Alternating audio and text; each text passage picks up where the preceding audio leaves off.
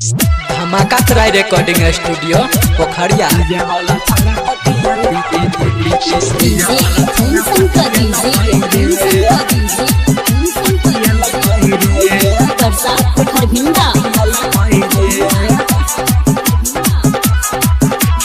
प्यार करे के सुन रे भाई, रे भाई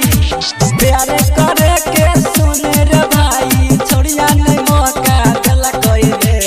दिलवा के हमर तेरा दिला कोई रे,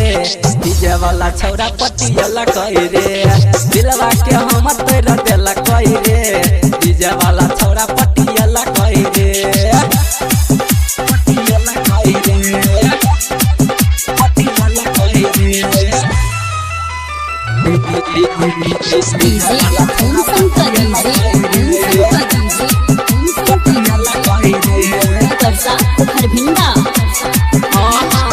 पहिले तो चली हम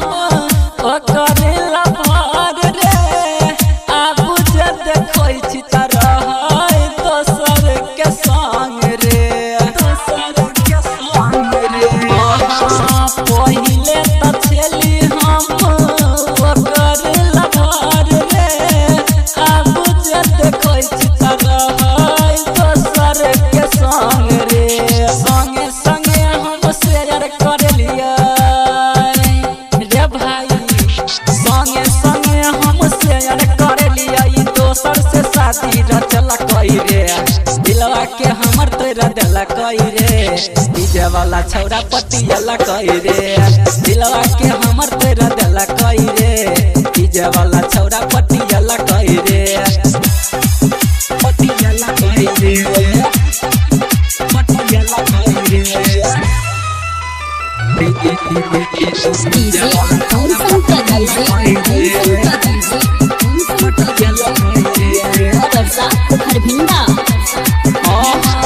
सिंगर अमित के देखा दलक सपना, राइटर त्रिभुवन के बना दलक अपना,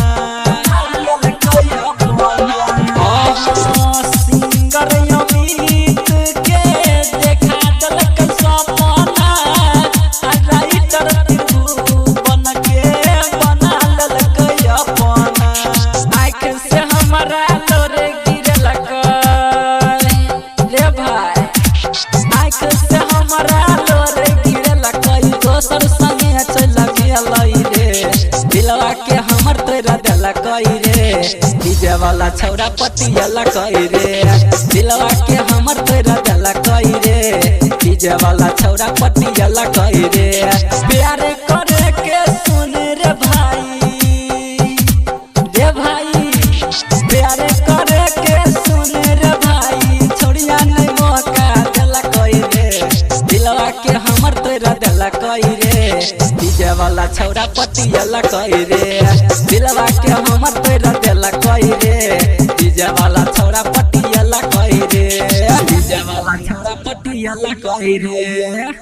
धमाका ट्राई रिकॉर्डिंग स्टूडियो पोखरिया।